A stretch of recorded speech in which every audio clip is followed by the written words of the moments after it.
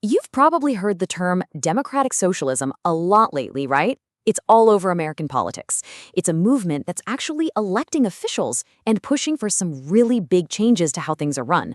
But what does it all really mean? Well, in this explainer, we're going to break it all down, the platform and the powerful arguments against it. So let's dive right in. So here's what we're going to cover. First, we'll look at how this movement is actually gaining some serious power here in the US. Then, we'll get into the core arguments they make against capitalism, what fuels this whole thing. After that, we'll check out the specific solutions they're putting on the table. And of course, we've got to dig into the major economic counterarguments before we wrap up with where this really intense debate is heading. Okay, so first things first, let's look at the actual numbers.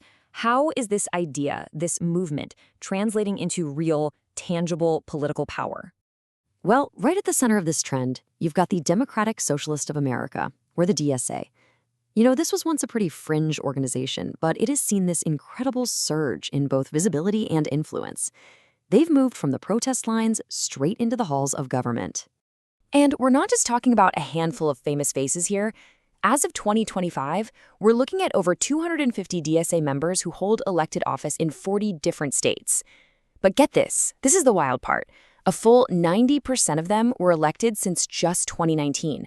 I mean, that is a lightning-fast shift in the political landscape. So, what's behind all this growth? What's the driving force?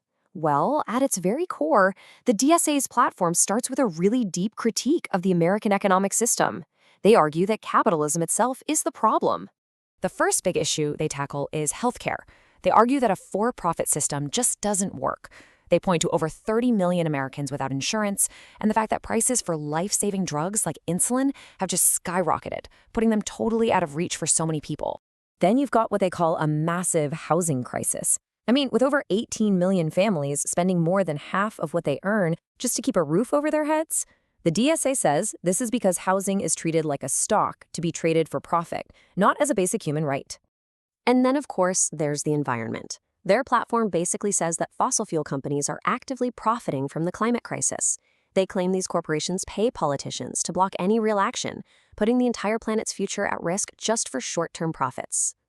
And finally, a huge piece of their argument is that the economic system is completely tangled up with systemic racism. They say that capitalism's roots are in white supremacy, and that it continues to use racism as a tool to divide the working class and keep them from organizing together.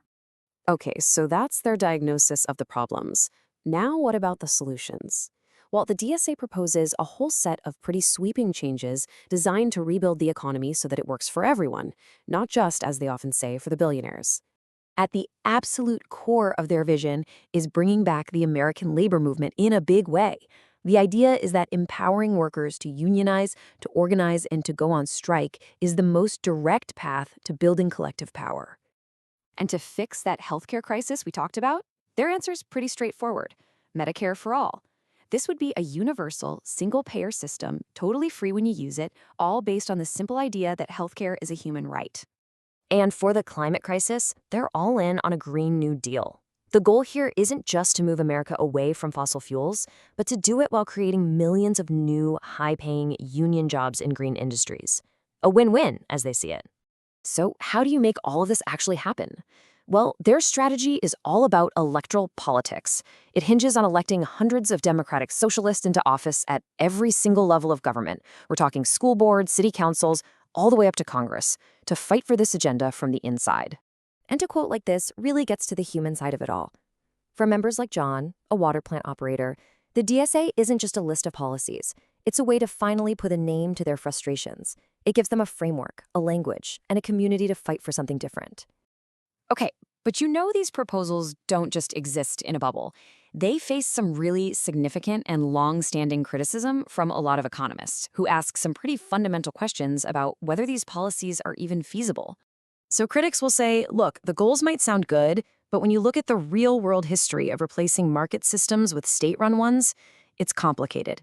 And they ask the fundamental question, do these solutions actually work in practice? One of the biggest critiques you'll hear is something called the zero-sum fallacy. So the idea is that socialist theory can sometimes look at the economy like it's one pizza. If I get a bigger slice, you must get a smaller one. But critics say that's just not how it works. They argue that capitalism, through things like innovation and competition, is constantly baking more pizzas, creating new wealth that makes the whole pie bigger for everyone. Then there's the nirvana fallacy. This is that classic mistake of comparing a messy reality with a perfect fantasy. Critics say it's just not fair to compare capitalism as it actually exists, with all its problems, to some perfect textbook version of socialism that's never been tried. Every system has trade-offs, they argue, and socialist experiments in the past have created their own huge problems, like shortages and a lack of innovation. And that leads us to maybe the most famous critique of all, the economic calculation problem. Okay, think about prices in our economy. They're like millions of little signals. The price of lumber tells you how much people want it and how hard it is to get. Critics argue that if you get rid of those price signals, a central planner is basically flying an airplane with no instruments. How do they know if that lumber should be used for a new school or a new apartment building? Without prices, it's nearly impossible to make those calls efficiently, which can lead to massive waste. So let's bring this back to the Green New Deal to make it super clear.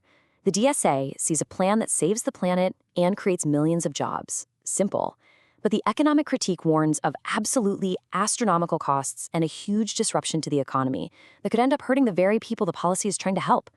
We're talking two completely different predictions for the future. Which brings us right back to today, because this isn't just some dusty old debate in a textbook anymore. These are two fundamentally different, competing visions for what America should be, and it's all playing out right now, in real time. On the one hand, you have a vision that says capitalism is the root cause of our biggest problems: inequality, climate change, social injustice. And on the other hand, you have a vision that credits capitalism with lifting billions of people out of poverty and creating more prosperity than anything else in human history. And really, that's what it all comes down to.